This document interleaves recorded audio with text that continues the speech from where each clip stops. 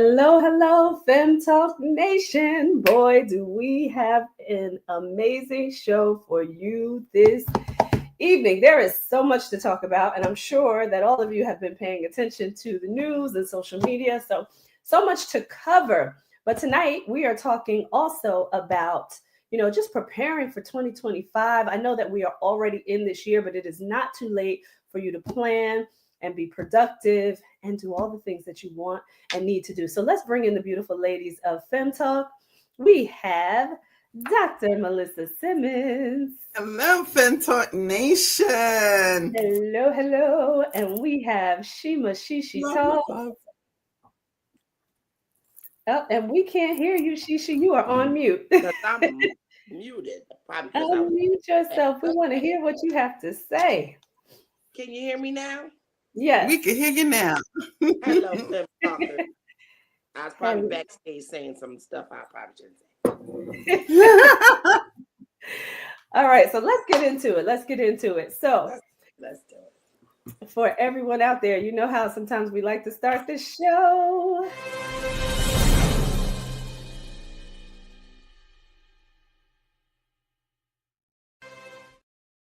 Hotter topics, right? Hot and the topics get. Yes. So the first one we want to talk about is the rollback of diversity, equity, and inclusion. What does everybody out there think about that? Now that so many businesses have started to roll back those initiatives, right? So you've been hearing about it on social media big time. So I wanted to give you a little kind of synopsis of what's been happening, right? So there's one view that says, and I won't name any names because that's not necessary. I'm sure people are divided, right? There's one view that says, go into these businesses that are now rolling back DEI and purchase from, and I'm going to say this here on Fem Talk, from Black business owners, particularly women Black business owners, right? Right. This is where the argument was coming from. So to purchase from these minority businesses that are now mainstream, that have made it, that have these contracts, they fought for this. I want to make sure that I put that out there. They have fought for this. This did not come lightly. It didn't come easy. They were in business for years before they even got to mainstream. So they fought for this. Now they're in these mainstream stores, and now these stores are rolling back DEI. So some of the business owners are saying, go into these stores, purchase our items, still please purchase our products so that we can continue to thrive as a community, right? So that we can still contribute to the economy, right? So that's the side of some of the business owners. They're saying, please go in. We don't want to now be forced out, because that's what will happen if their products do not sell. They are going to be forced out, because when they start to sign these contracts, they have to meet certain quotas that they have now agreed to with these businesses. They have to sell a certain amount in order to stay there. To maintain the contract, right. Absolutely. So that's one view. The other side of this is some people are saying that for the business owners to ask for the constituents, the consumers, to go in and to purchase the merchandise, right, that they have in these stores is like passive aggressive manipulation. A little strong in that point. But the other point that they were making is sometimes you have to struggle to start a revolution in order to get things to change, right? So we want to know what you all think out there about these two opposing sides, right? And which one are you going to do? Because as some of the business owners mentioned, you can go in the store, you can only purchase the minority business products and then come out. You don't have to purchase anything else from these stores that are actually rolling back now. So I want to hear your views on this. That's if you know which ones they are. Okay. And I'm just going to say, because I think she's one of the more popular ones, Tabitha Brown. She's out there. So, and her products in the stores, let me say this, in the stores that they are in, let's be very clear. Target has already targeted certain brands for certain areas in the country. So every store does not carry all of these products. So let's be very clear about that. That's right. I live in an area that does not carry a lot of these products. Okay. Now, if you live in the urban setting, or, I call it the U of the country, which is the, on both coasts, and then towards the bottom where there's more urban development, you may see some of these things in those stores, but you don't see this in every store. So already it's a picking and choosing that they implemented. So now to go into the store and say, I'm only going to purchase these brands, it's not as if they're advertising. Yeah. At first they did. A couple of years ago when these brands came out, I remember the advertisements. I remember the brands. I bought a lot of those clothes because they were, clothes and products, because it said something. They were different. It wasn't your average go to a department store type of fashion. Now it's not as evident. They're not as bold to, they used to have, if you remember, launches for them. So you would see the brand come out with the designer and have a launch. They stopped that. Yeah. Last couple of years, they did not have launches. So if you found those clothes, it was kind of tucked away. And again, you don't even know who some of the designers are. Yeah. So I want to make another point too, because a young lady on social media who went into a Target store to purchase, and you've said Tabitha Brown, she went in there to purchase Tabitha Brown items. She did something very interesting, which I thought was amazing, right? She said that she was looking for certain items. She knew that's what she was going in there for. She said she wanted to, kind of fill up on Tabitha Brown products. She had things in mind. She had already had things picked out. She went in there and she couldn't find a lot of the items, but the store said that those items were in stock. So she made them go look for every item that she wanted in order for her to be able to purchase it. And she came out with the products that she needed. And she showed them, they're here, they're in stock. I need you to go find them because I want to purchase them. So, if you are looking to support these business owners, do the same thing. Do your homework. If you figure out what it is that you want, see where it's in stock, and go in there and ask for it. They have to, if they have it in stock and they mention it, they have to go look for it. Right. So, and you wonder, is there a purpose? Was that on purpose not to stock some of this stuff? Right. Leave it in the back if they don't. Leave it in the bag. It won't sell. Right. Because that goes back to the point of if they don't sell it, right, and they don't meet whatever their contract says, if they don't abide by the contract, right, they get removed. Right. Exactly. There's another Black-owned brand that I stumble upon. A woman.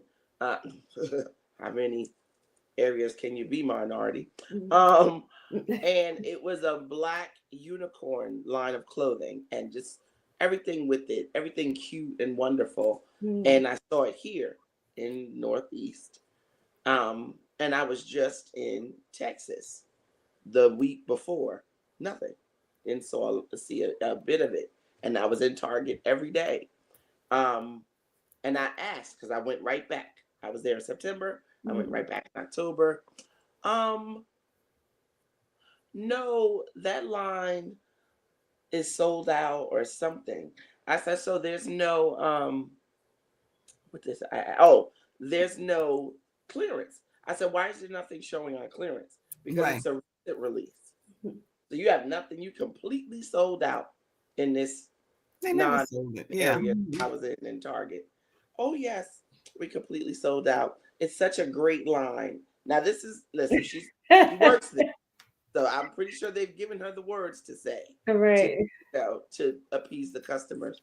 But it's like you said, it's already pre-planned. You've planned if they're going to succeed.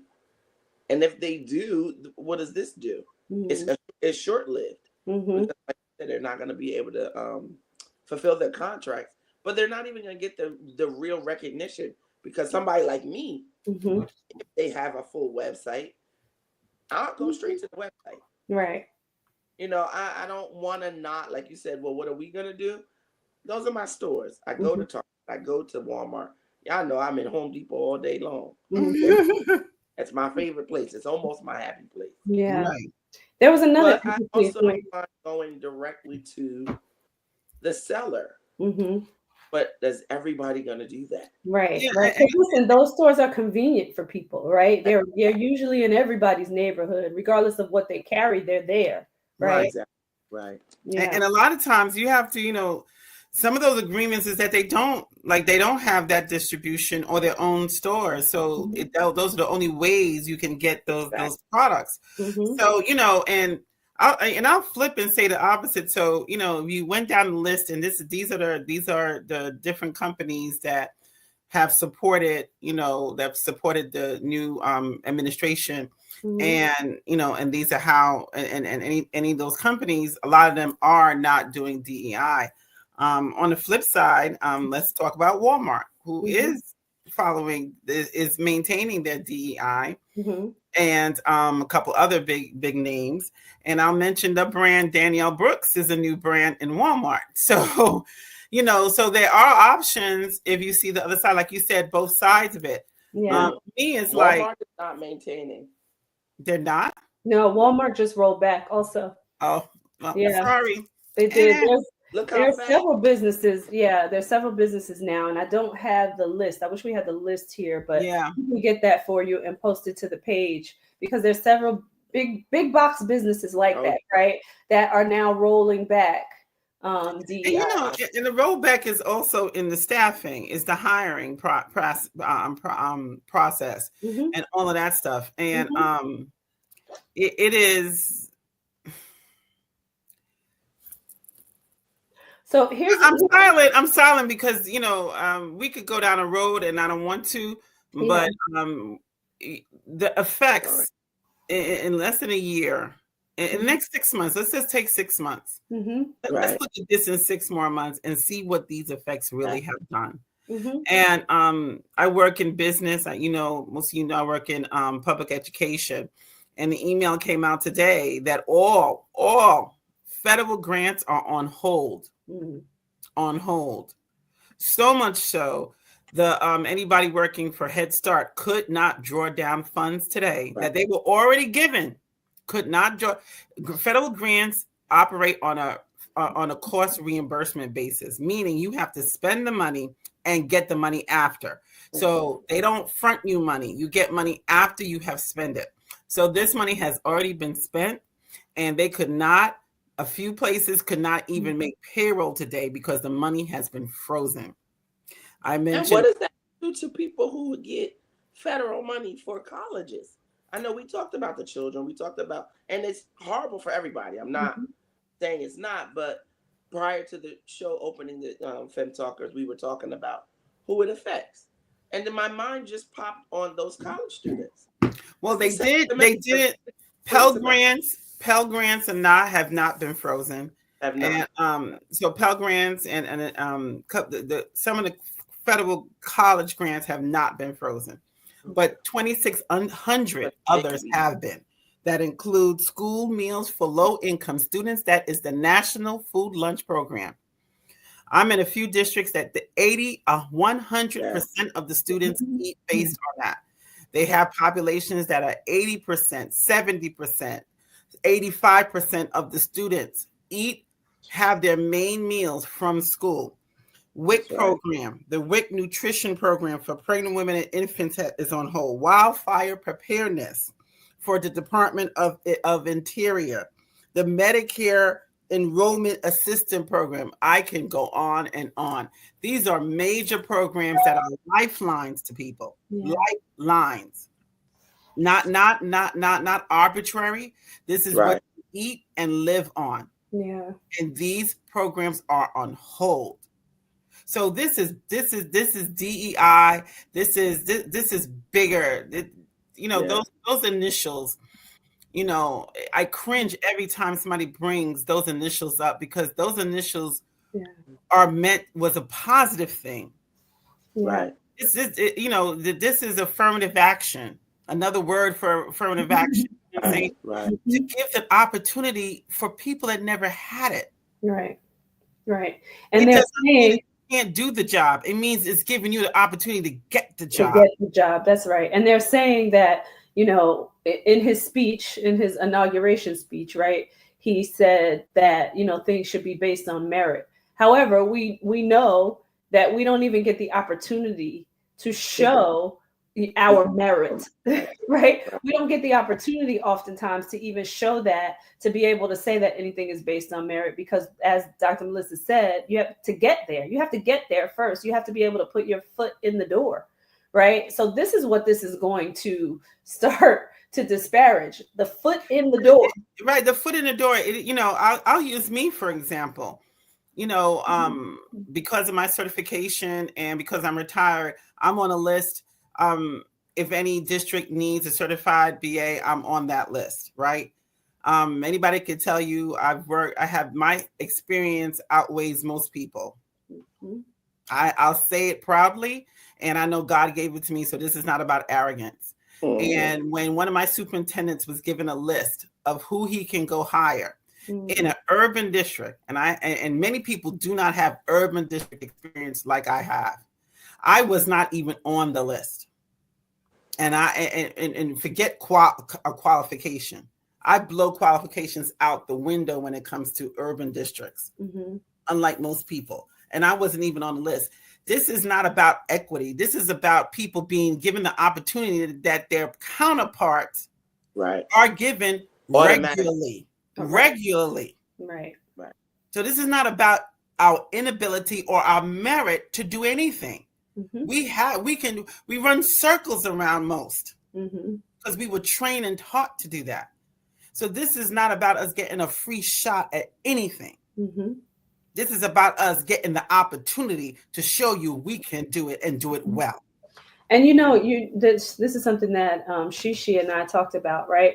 But that is a point where they're not so concerned about who's working inside, and I'm going to say this, right? Inside a Walmart or a Target, where you have the people who decide what's going to happen in a company, right? The executive, this is where this is going to really hit home, right? Because they don't want you there. Exactly. Because then you have the opportunity to help make decisions around what the company does, right? And they don't want us in those positions to make decisions. They don't want us to stop. They don't want. Mm-hmm. They don't want us to make the decisions. They also don't want us to know the game plan. Yeah. The what? Not even the game plan. Not even to be in the room. Yeah. To see what the next step is. Not even to say anything. They don't even want you to know. Yeah. No, they don't want you to know because. Okay. Because it doesn't include. I'm gonna drop something. It's in the art. It's in two newspapers right now, and they don't want you to know the game plan. The game plan to destroy the fabric of the country. They don't want you to know the game plan. There's a article that talks about some the people at the tables plan to not educate students. Mm. And there was this whole plan to get rid of students, keep them ignorant. They can't read, they can't write, and to pass them along, get them out of the system and move them by. Mm. They don't want you to hear these plans, but these are some of the plans that they have. When we discover these plans, because we're not at the table, then we're thrown out of districts and places because they don't want the plan to stop. And I'm going to say this before we move on, and then we need to get to tonight's subject, but that is every system, right? And you could go down the line. That is every system. There are plans, right, to discredit, to hold back certain demographics so that we can't progress, that we can't move forward, that, you know what I mean? We can't make money, right? And these are systems. These are systems. These are systematic.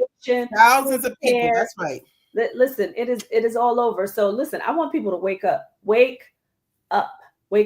Start to educate your children at home, even if they are in the school system. Make sure that you are educating your children at home as much as you can do to help feed the children that are out here. Because listen, even though we're adults and we're thriving, right, we need to continue to move forward, right? But that next generation is in trouble. Right. is in trouble. I have a son who is graduating high school this year, right? Now, with this administration doing all that it is doing now in the first month that they got in here, think about what's going to happen to these kids now that are coming out of school. Right. Coming out of high school. Yeah. Yeah.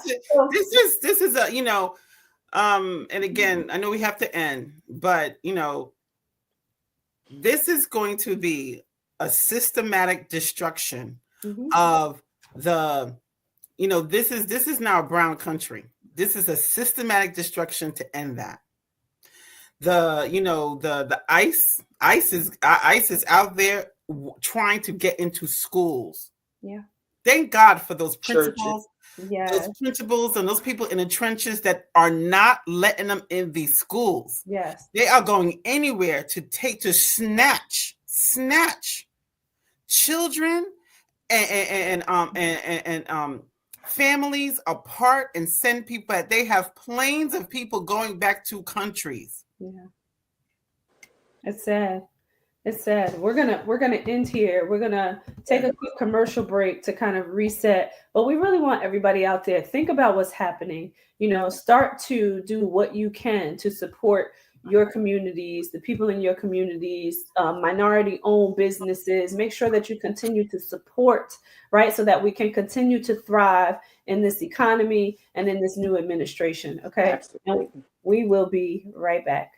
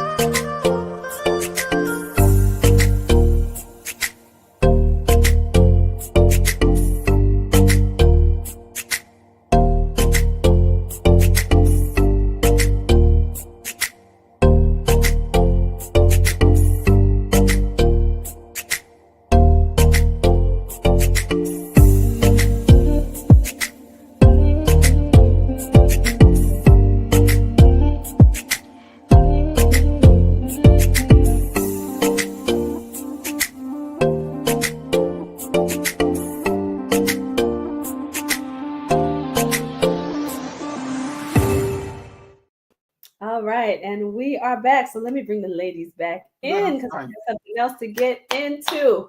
So, you know, I think that was a great segue into tonight, right? Because now we're going to give you some tools and tips on how you progress in this new, how you can start to plan out your life, right? Around all this craziness that's going on, we still have to push forward, right? We still have to continue to do, we still have to have faith and push forward. So we're going to start to talk about the journaling. So Dr. Melissa, take it away. Take it away. One of the things I love so much is planning and journaling and really like setting your year in motion. I call it setting a year in motion. And Coach Tracy and Coach Shima, we all learned under the great Dr. Deidre Anderson how to go about this. And we have all kind of taken it under our own brand and kind of are doing it in different ways. I know Tracy does a lot of planning when it comes to health and wellness. And Shima, she's on all about traveling and how we go about doing that thing. You know, how we go about doing traveling. And you know, I'm in the business arena and with women leadership. I do it a lot around women's leadership. So in all of those facets, what we try to do is kind of lay out, like, what are your goals? What do you want to do? I know last year I did goal setting on 2 different arenas. I did it for my own personal life that include my business plans and my company plans and my personal plans, meaning me, even though I'm married, I have personal plans that I want to do for myself. I have personal things I want to achieve. So I laid all 3 of those goals out on my vision board, right? And all 3 of them, I have to say, not only came to pass, but some of them were blown out the water. There is such a power. You know, the Bible says, the vision is yet for an appointed time, but at the end it shall speak and not lie. Though it tarry, wait for it, and it shall surely come to pass. So when you have a vision, it's important to put it out there and to understand the power of the vision.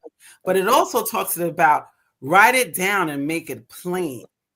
There's this cathartic process that happens when you take a vision that you have in your head and you put it down on a tablet. God talks about tablets. Whatever your tablet is, you take that vision and you're able to now write it down and make it plain, meaning you see it. And when you start seeing things and visualizing that, that starts this process within yourself that you now start unfolding. And then once you start unfolding that in your mind, now you start putting actions to it. Because the vision that we, that we all kind of work on, and I do, is that we now put action to it. It's not just a vision. We say, okay, based on this vision, this is the goals that I need to do to achieve this, to get to this level in that vision. Because the vision may be your family vision, for example. Say you have a vision, and I said, I'm in my vision, say I'm a young person, I say, I want to have a family of 3. I want to get married. I want to do this. That's a vision, right? But you can't do that in one sitting, right? You can't do that in 1 year. That takes a while to plan that out. So your vision becomes all these specific goals that you put together each year. So, right? So that in time, that vision becomes this journey of goals that you set forth every year, so that each year you make a mark. Okay, I've gotten here now. Let me get here now. Let me get there now. And it moves on, so that when you look back, you can now see what that each goal each year has made you, allowed you to achieve. Absolutely. I love that. Now, on Sunday, the pastor preached about that, like making that future plan and having that vision for the future. But what he talked about too was, also paying attention to what's right in front of you and starting to take that step by step. Because he's like, if you look way too far in the future, even though you have the plan and you should, but you still got to take the steps to get there. So pay attention to what's right in front of you. Where you so are, that you don't stumble and fall, right? Pay attention to where you are. I think that was the best part about the analogy. Yeah. Is the example, because he was walking up some stairs. So if I'm watching where I'm going and only where I'm going, how do I stairs? Yeah. Without falling. Yeah. And I think when that also for me interprets, like, where am I today? Who am I today? You know what I'm saying? You could say your vision is, okay, I want to get married and have children. But where are you in that process in terms of a relationship? Where are you in terms of your body? Sometimes you could say, I want to do all these things, but have you gone to the doctor? You know where your body stands in terms of what can your body achieve, meaning based on your health, based on your makeup, based on things that you may need to figure out. You know what I'm saying? Yeah. There's all kinds of things, and I agree. Sometimes we have these goals, but we have to first assess where we are and who we are. Yeah. And that's, and I want to stop right there, because a lot of times people don't really have a real understanding of who they are. Yeah. So I think sometimes that first step, and I still do this step, so it's not even so much that you don't know who you are, but we change often, right? We grow, we mature day by day, we hope, right? But we're usually not in the same mindset that we may have been a year ago. Yeah. And that could be a good or bad thing, but it's so important to always take this self-reflection or this self-assessment of who we are today, where we are today, and what we want to do. You know what I'm saying? Yeah. And I think those assessments every year makes considerable difference. Yeah. Yeah. And I always, we all have done. Oh, sorry. Go ahead. No, go ahead. No, we all of us have done specific things, to further our growth and understanding of who we are, what we want in this world, how to get there. And I always go back to one exercise that we've done where we wrote the letters. You guys remember we wrote those letters to the other people asking show up. And I can remember the feeling in doing it the first time and saying, I don't want to, I don't know if I would do this. It was good the first time, and I liked the feedback, even whether it was good or bad. But would I continue this? But I find myself even if I don't literally do it, I find myself evaluating my relationships at this time of year always in that manner, because I've learned through that experience that I do want to show up differently. Yeah. And when I say relationships, that means with work, with family, with church, God, everything. So I always think about that exercise, even if I don't physically do it, because I want to show up better than I did the year before. Yeah, that's huge. I love it. It's funny how it impacts you in a way that it's like it's etched on your soul, because I don't forget the fact that I need to be mindful of how I'm showing up in all these arenas. And like you said, we're out there, we're making strides. There's more arenas. It's not gonna. The more you do, the more you will be involved in, the more you'll have. Yeah. So there's more arenas. You always want to be mindful of how you're showing up in those arenas if you want them. If you want them. Yeah. If you want them. And one of the tools that for anybody that's listening that may be curious to like even do what Shima just talked about is like this assessment. One of the tools that I use is a wheel. You take a wheel and you divide it into this wheel I would divide into six pies, right? Six slices of the pie. And you would put family, friends, God or spirituality, finances, career, and health. Six. There's a few others you could add in there, but let's just take those six, right? That kind of covers the gamut, right? So if you take those six, and each pie is worth 100, and shade in where you feel you are in that pie. So if I was to take that pie and I was to go to the family slice, I would say I'm at 90, because all last year and my efforts from last year to now, I've poured time into my family. I've poured time into my sons, my daughters, my husband, my invited family, to gatherings. We had a great family trip this summer with the larger family. So I would put me in a 90. Is there still room to grow? Yes, because I'm not at 100, right? But I did so much in terms of family last year that I know I've really moved that pendulum when it comes to family. And I have to ask the question, right? Like, are you ever really at 100 in any of those areas? Right. You know what I mean? Like 90 is amazing because you said, I'm going to focus here. But there's always room for improvement. There's always room for growth, right? There's always room for progression. So I would challenge anybody who puts 100 somewhere, right? Like there's no room, right? Exactly. There's always an opportunity to make some changes for the better. And I think that's where the growth comes in that. And I think that's where every time, this time of the year is a great time to kind of look and really reflect. That I really did a great job. Like I really did a great job, but I know I could do some more. Like the other day, my auntie called me, and she called me a couple of times, and I said, I'm gonna have to go out there and visit auntie. I have not seen auntie. I call her Tia. I haven't seen Tia in a long time. And I said, you know what? I'm gonna have to take a trip. So again, I felt I'm at 90, right?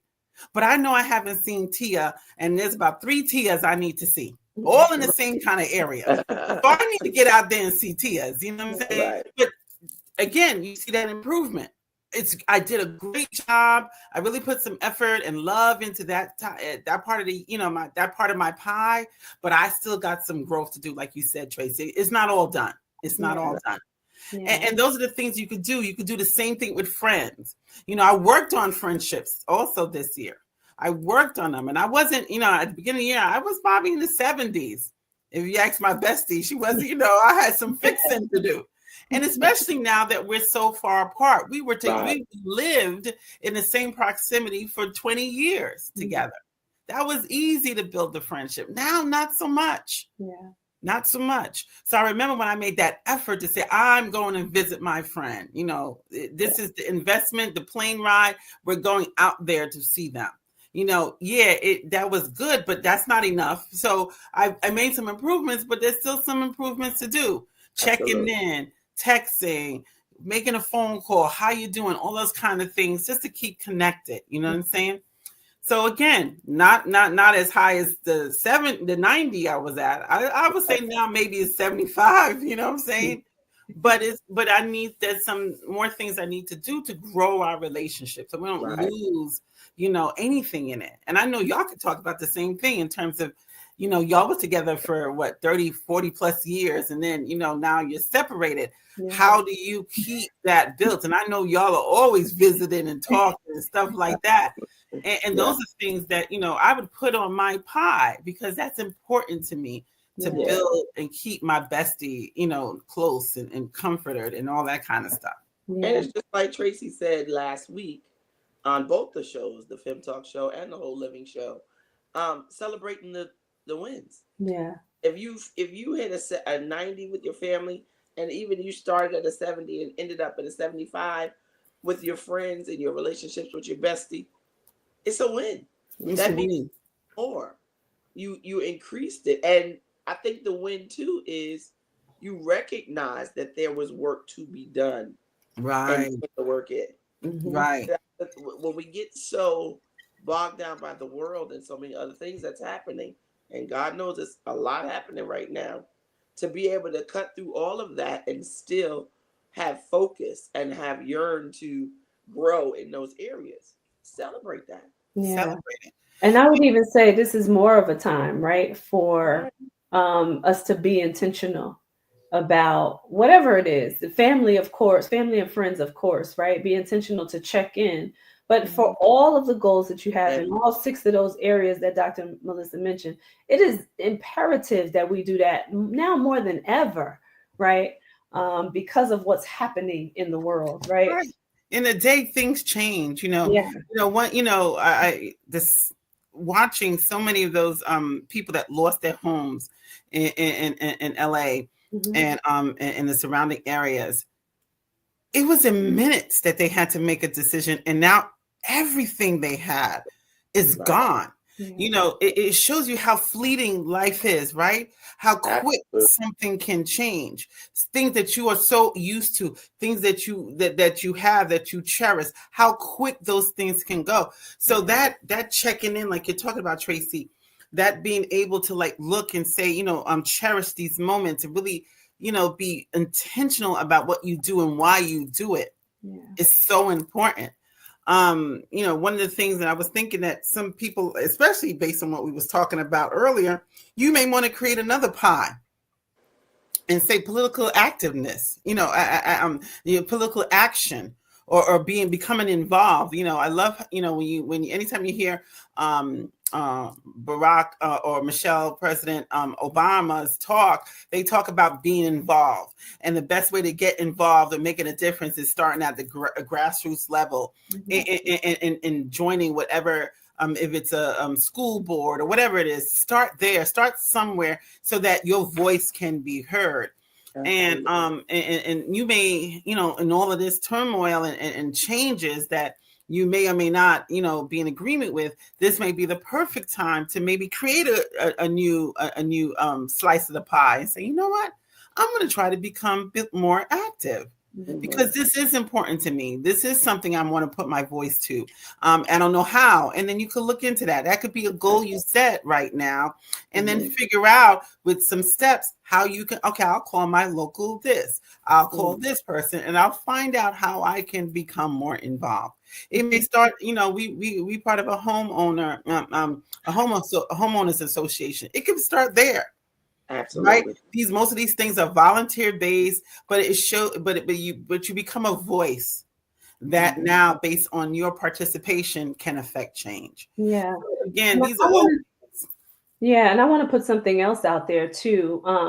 Tighten up your personal business, your legacy part of your business, right? Tighten those areas up too, right? Where you consider, how am I investing? How am I passing on, some education to my children and the children in my community, because it just doesn't have to be just your child, right? But how am I passing these things on? What have I learned over the years that's going to allow people to thrive? You know, when it comes to what am I doing for retirement? Do I have life insurance? You know, do I have a living will or trust? How do I set things up? I know that for me this year, that stuff has to tighten up even more so than it was before. And I'm saying this because of the climate that we are in, right? We need to make sure that those things are tightened up. So even in that area, but I would say once you learn and go into these things, if you don't know about them, go into them and get educated, but then pass it along, right? Because these are things that have been kind of kept separate from some communities, right? And we want to make sure that we are thriving in all areas. So as you learn, as you grow, start to spread the news, spread the information so that other people can thrive also, because it shouldn't just be, and I'm saying this, right, that the 1% are the ones that are thriving and getting all the benefits from what's out there, right? People need to know these things. So start to tighten up those things too. You know, and when you say tighten up those things, and let me say this, the more you do, the more you get in terms of the effort. And one thing I do believe is that when we start doing things, we start benefiting from them. Right. Just because we didn't grow up, you know, learning how to write a will, for example, doesn't mean we can't do it now. You know, like you mentioned, you know, and this, I call it life planning based on what you're saying. You know, it is known amongst our community that we don't do wills, but we do with or without assets, because we all know when people die, there's always confusion, always confusion, and it could be about the littlest thing to the biggest thing. It could be about who's going to make the decisions. You know what I'm saying? Right. One of the things that I say, and you talk about legacy, that could be another, you know, thing that you start really considering is what legacy are you going to leave? Legacy was a word that I put on my board last year. Last year I put legacy, and I said, and you know, the business I have, it's a representation of myself, Lamont, Ashley, Nicholas, and CJ, and that's how the business name came about. And so it's intentional. From I created it years ago. I created this, and we didn't do anything, or we did very little under that. Okay, so when you think about goals and planning, it could be something that may dormant for a while, but when you get certain ideas down, remember I said write them down, make it plain. The vision is set. So years ago, I set this vision, and then once I retired, it was time to execute on it. So there was at least a 10-year gap from when I set that up to now, right? So now a couple of years ago, we started working on it. But last year I said, now it's time to establish legacy.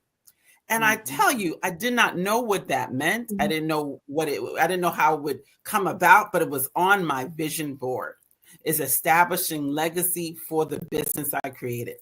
Little did I know that part of that was to now bring on board one of my sons. And now we do this as a team. Who knew? But the power in writing down that word legacy when it came to the business unleashed the power that came together through God, that had him come through us to now create his rest of his plan for a career that made him join us in doing it. Isn't that crazy?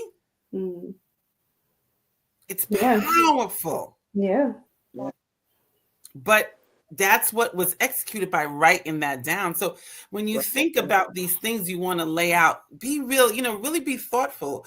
Life planning, what legacies are going to leave? How are you going to leave those legacies? Another thing I did this Christmas was I bought myself a book writer, meaning there's this app or this product that you can buy, and every month they send you a question, and you're supposed to answer that question about your family. And then even what you can do is ask other people about that question, and then you write it down and you send it off. They're going to ask that every month. So by the end of this year, I will have a book of legacies and questions and answers about my family that I can now share amongst my sisters, my children, my cousins, my aunties. Isn't that exciting? Yeah, that's awesome. Trying to create legacy, but writing it down because it came from a question. Does anybody know how Daddy made that thing that made this quote unquote food that we can't make anymore? Right. That's how it came about because we was talking over Christmas. All these kinds of foods we don't know how to make anymore. It'll be interesting to see how that all unfolds and how they kind of combine everything into a book. That's I'm excited to see it. It sounds like it could be a conversation. That sounds like an easy flowing conversation, like a day with your family type thing. Yeah. That's nice. That's nice. Yeah, that's awesome. So when you get a chance, share that app, right? Maybe some people here are interested also in doing something like that with their families. I definitely will. And I said that because that will kickstart. And when I was thinking about us talking about the journaling and moving forward, being productive in this new year, it's so many ways that you can. Like you said the other day, Tracy, write it down in your phone, put it in notes, use the notes app. You have the book app. Some people are still list takers. I'm list makers, sorry, not takers. And for me, I'm visual. I love a good Post-it.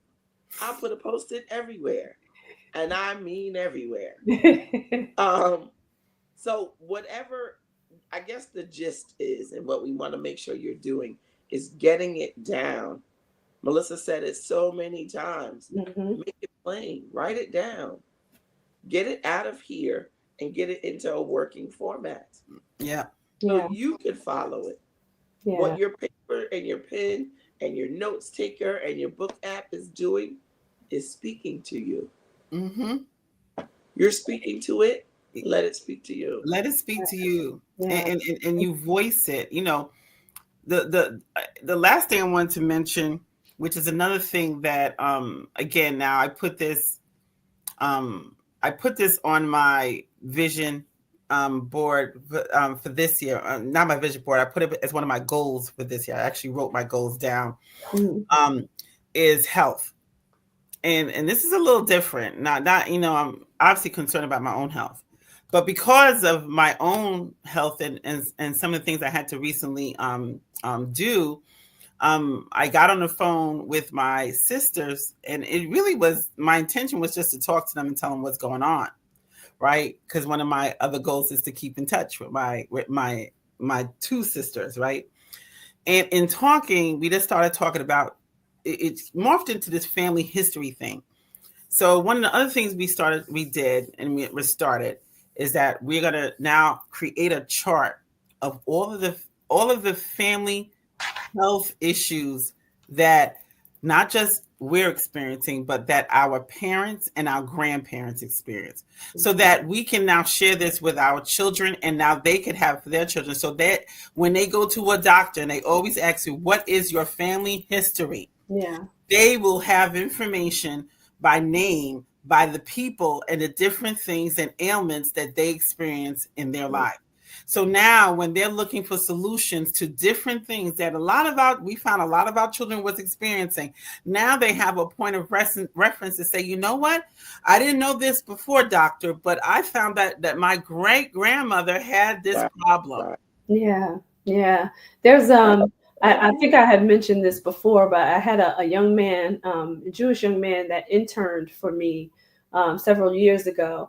And he talked about, it was so intriguing to me because he talked about they had books and books that they scribed in his family dating back to like the late 1800s, all the way up through present day. And they continue to scribe about their family, anything from health, recipes, anything that they can put in there that's going to help the family continue the family's legacy, they put in these books. And he said, as a young man, it's interesting for him to go, because he was a college student, right? Just working, interning for us in the summer. And he said, it's so interesting to be able to go back. And he actually brought one of the books in for me to see. But he said, it's so interesting for him to be able to go back and tap into these books to learn more and more about his family and his family's history. I thought that was so amazing. The value, the information, the connection.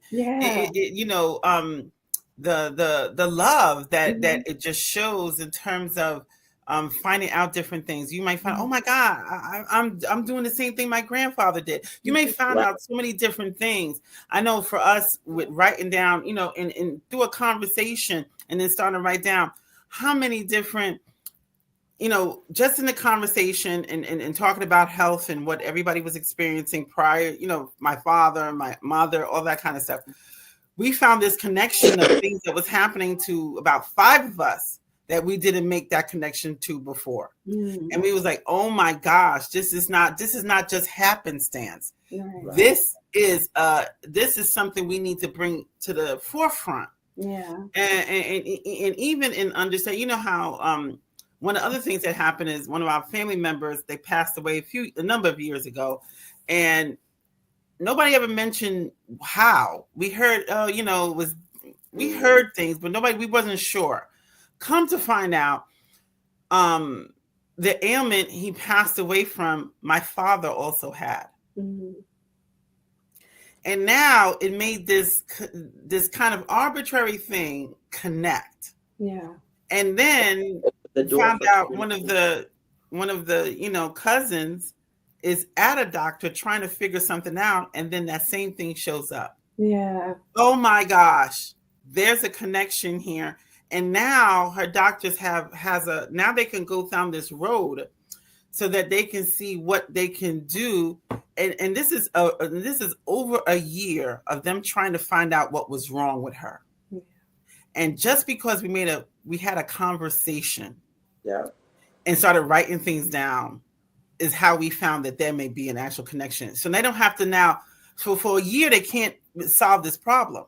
But now they have a direct path to go down so that they can get to something to give some better answers and hopefully some cures and solutions. Do you see what I'm saying? Yeah, absolutely. And you made me think about something there too, right? When you have the ability to have these conversations, start to scribe, what's happening in the family, right? Then take an assessment. Is this something that we can or want to change in our family, whatever that is, health, or whatever other area that's in, so that you can make it better for the next generation, right? Because now you have more information. So start with that information and say, okay, now let's come together as a family. Let's assess this. And what can we do to make changes? Make changes. Yeah. It is so powerful. Absolutely. Because we can make changes because what you found out is everybody's suffering alone. And now we don't have to suffer. We could all come together, create solutions, talk to those connectors, and now say, okay, now this is what we can do to move past this issue. And it's those kind of powerful things. But again, when we started this conversation earlier, it was about writing things down, making things plain, and then the power in those the scribing, like you mentioned, scribing things, because there's power in words. There's power, that could connect to the spiritual point of it. Now we can pray about what kind of things we want to be cast out of our family tree. You know what I'm saying? Absolutely. Our family history, what we come against in our prayer time. When we pray about healing and restoring and all of those kind of things. Now that could build in that area. So there's so many ways this can go. But I think that taking that time, this time in the year, is such a critical moment. And again, say you do it 2 weeks from now, a month from now, taking the time period to stop, assess, look at what you want to do for the year, and then execute it through writing it down, setting some goals, and then watching it unfold is just so powerful. And when you do that, I'm just telling you, your life will you'll see the difference in less than a year. Yeah. And we have to close out the show, but one more point I wanted to make for something that I saw on social media too, around manifestation. When it comes to doing what Dr. Melissa said, writing it down, making it plain, putting your vision board in front of you. There was also this manifestor that said, also to make sure that you continue to vocalize it, say it out loud, look at it every day and start to speak it out loud, right? It's something about putting it all out in the atmosphere that allows those things to come to fruition. So we love you guys out there. We thank you for listening. Make sure that you go out there, get your plan together. If you don't have one and you need help, Dr. Melissa is your girl. Reach out to the Girl Bossed Up. We will see you next Tuesday at 8:30 p.m. Eastern Standard Time. Don't forget to join us. Take care.